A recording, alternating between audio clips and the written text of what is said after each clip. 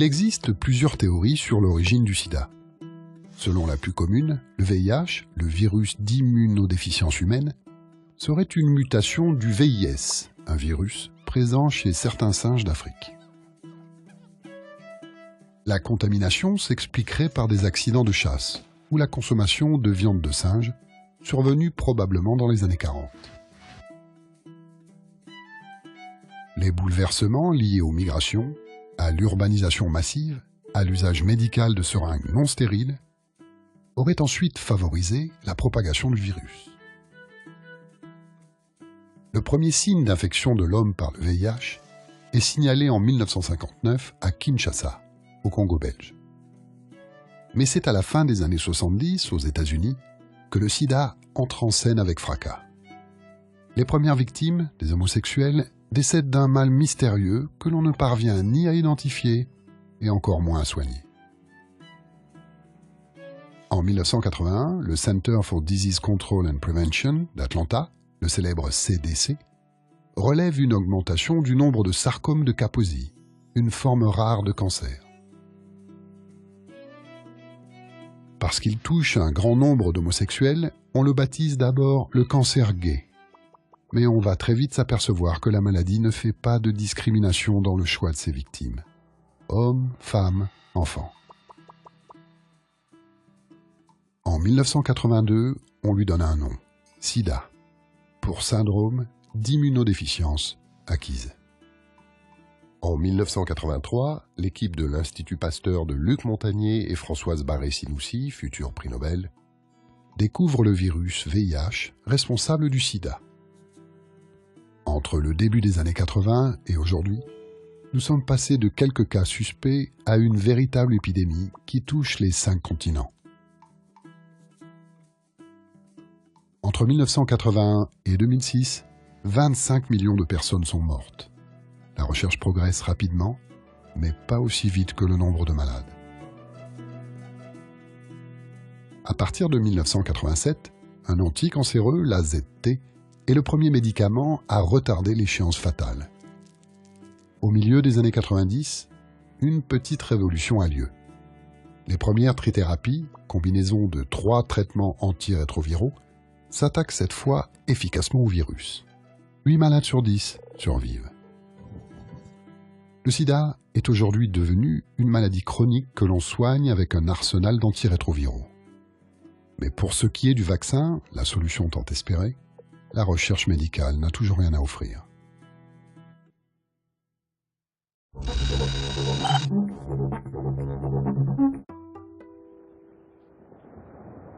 En 2013, plus de 35 millions de personnes vivent avec le VIH. Le contrôle de l'épidémie dépend des efforts de prévention et surtout de l'accès au traitement. Le nombre de décès dus au sida dans le monde a chuté de plus de 30% en 10 ans. En 2012, dans les pays à faible revenu, 9 700 000 personnes bénéficiaient d'un traitement antirétroviral contre seulement 300 000 en 2002. Avec 25 millions de personnes séropositives, l'Afrique est de loin le continent le plus touché. Mais en 10 ans, le nombre de malades soignés a augmenté de 30%. 5 pays se distinguent: le Botswana, la Namibie, le Rwanda, le Swaziland et la Zambie, pays ayant mis sous traitement 80% de leurs malades. D'autres pays émergents comme le Brésil, le Cambodge, Cuba, la République dominicaine, les îles Fidji ou le Mexique ont eux aussi atteint cette couverture dite universelle. Par contre, en Europe de l'Est et en Asie centrale, le nombre de personnes vivant avec le VIH a augmenté de 250% entre 2001 et 2010. En Russie, le nombre de séropositifs a presque doublé entre 2006 et 2012. Le Proche et Moyen-Orient, où les populations à risque sont fortement stigmatisées, le taux d'accès au traitement est le plus bas au monde, 18%. Les femmes, moins ciblées que les hommes lors des campagnes de prévention, sont plus vulnérables. Elles représentent 64% des malades entre 15 et 24 ans dans le monde et 71% en Afrique subsaharienne. Les enfants séropositifs sont également défavorisés. En 2012, ils ont été 2 fois moins nombreux que les adultes à recevoir un traitement. Et sans soin, un enfant sur 2 meurt avant ses 2 ans. Toutefois, l'élimination de la transmission mère-enfant a progressé. Dépisté et traité correctement, le risque pour les femmes de transmettre le VIH à leur enfant tombe à 2%. Depuis 1995, 350 000 enfants ont ainsi été épargnés par l'infection. En 2015, en France, environ 150 000 personnes vivent avec le VIH.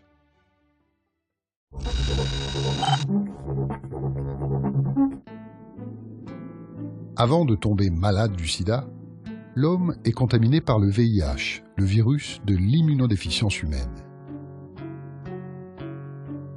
Le VIH se transmet lors de rapports sexuels non protégés ou par le sang, lors de transfusions ou d'échanges de seringues contaminées. Le VIH peut se transmettre aussi de la mère à l'enfant, pendant la grossesse, l'accouchement ou l'allaitement maternel.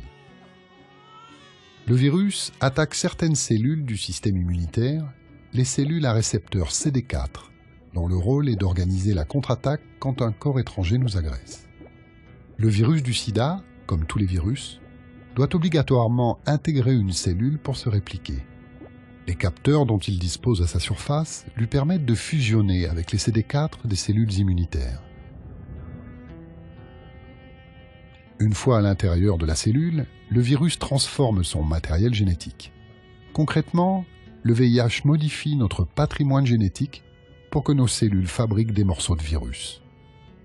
En une journée, nos cellules fabriquent des milliards de copies du virus.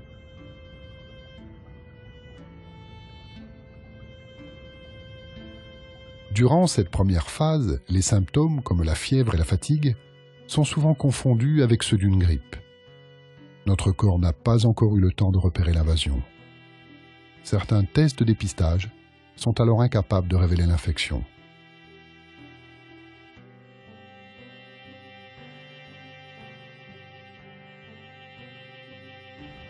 Deuxième étape.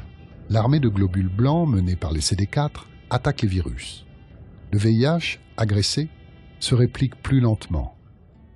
C'est la phase latente de l'infection qui dure en moyenne de 7 à 8 ans. Pas ou peu de symptômes. Nos défenses immunitaires restent fonctionnelles.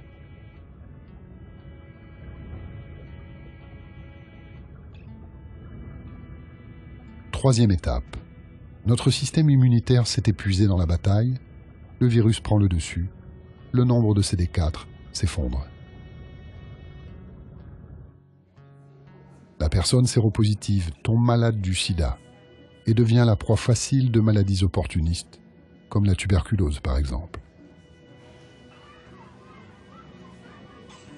La situation des jeunes enfants est différente. Leur système immunitaire en construction est impuissant face au virus. Ils tombent malades très rapidement. Sans traitement, un enfant sur 2 n'atteint pas l'âge de 2 ans.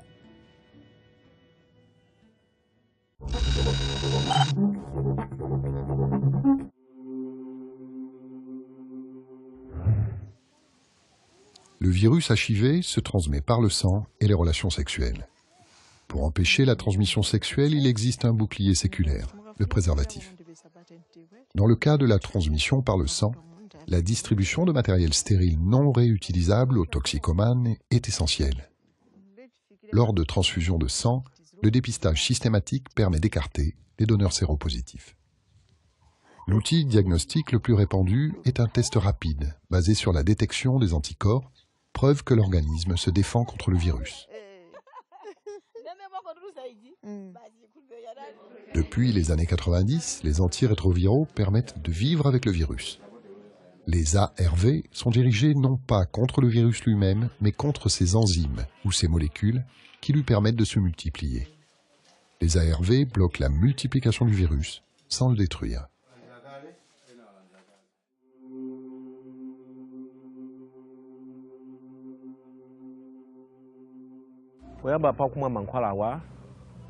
Quand j'ai commencé à prendre le traitement, j'ai eu des problèmes parce qu'il y avait trop de pilules. Je devais prendre 2 grosses pilules et elles étaient très difficiles à avaler. Petit à petit, je me suis habitué à ces médicaments et je n'ai pas eu d'effet secondaire. Maintenant, toutes les pilules sont rassemblées en une seule. Le médicament est facile à prendre et ma vie s'améliore.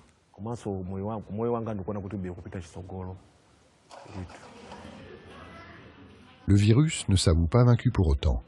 En se répliquant, il peut muter, résistant ainsi au traitement antirétroviral. On a recours alors à la multithérapie qui combine plusieurs antirétroviraux. Pour savoir si le virus a muté, le médecin contrôle régulièrement la quantité de virus dans le sang. Si elle augmente, il faut modifier la combinaison d'ARV. Cette mesure de charge virale est un test de routine dans les pays développés, mais un luxe dans les pays pauvres, bien moins équipés en laboratoire. Heureusement pour les pays en développement, il existe depuis quelques années des tests plus simples, tels que Samba.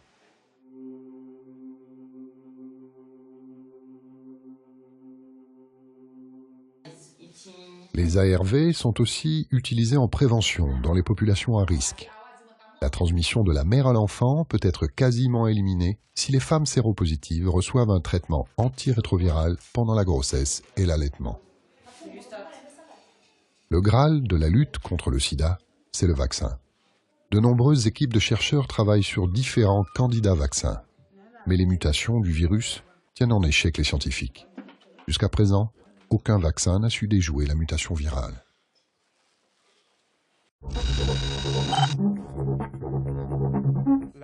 Le problème actuel de l'infection HIV, c'est que le virus intègre les cellules de l'organisme et les antirétroviraux ne les éliminent pas. Le virus reste très longtemps dans les cellules. L'objectif actuel est donc d'attaquer ces cellules infectées pour obtenir une rémission de l'infection HIV ou obtenir une éradication de ces cellules infectées. Dans le cas d'une rémission, il faut diminuer fortement le nombre de cellules infectées afin que l'organisme soit capable de contrôler seul l'infection. Dans le cas d'une éradication, toutes les cellules infectées sont éliminées dans l'organisme. Aujourd'hui, il semble que le succès de cette stratégie d'éradication soit encore lointain, bien plus que la stratégie de rémission. Pour réduire le réservoir de cellules infectées, le problème c'est que ces cellules ne sont pas identifiables par rapport aux autres.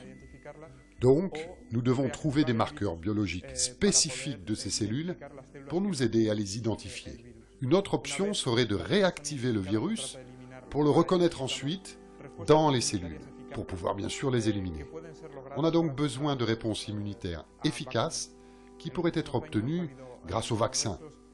Il y a eu ces dernières années des progrès impressionnants dans la recherche d'un vaccin HIV. Mais bien que nous n'ayons pas encore de vaccin disponible, aujourd'hui nous connaissons les caractéristiques des réponses immunitaires que l'on doit provoquer. On a besoin de mettre au point la stratégie adaptée pour déclencher ces réponses immunitaires que nous connaissons bien aujourd'hui. On a des premiers résultats très prometteurs sur des modèles animaux. La très grande majorité des enfants infectés par le VIH ont acquis l'infection au cours de la naissance ou autour de la naissance, par transmission mère-enfant. La difficulté, c'est que ces enfants très jeunes doivent être traités le plus tôt possible. En l'absence de traitement, près de la moitié de ces enfants n'atteindront pas leur deuxième année de vie. L'OMS recommande de traiter les enfants le plus tôt possible, de diagnostiquer les enfants le plus tôt possible après la naissance, avec les produits qui sont disponibles. Le problème, c'est que ces produits sont très peu adaptés aux enfants. Donc tous ces sirops, dont certains sont toxiques, qui ne sont pas stables à la chaleur, qui sont difficiles à doser par la mère, puisqu'elle doit donner quelques centimètres cubes d'un sirop, un peu moins d'un autre, un peu plus du troisième. C'est évidemment très difficile pour la mère. Donc ces recommandations sont excellentes, sauf qu'elles sont quasiment inapplicables ou très mal appliquées du moins. Et le projet d'India, c'est justement de résoudre cette difficulté en regroupant les molécules sous une même sous une même unité de prescription, éviter les sirops, avoir un produit solide et surtout un produit dont le goût est masqué, puisque une de ces molécules a un goût absolument terrible. Et c'est une bataille quotidienne entre la mère et son enfant pour administrer ce produit.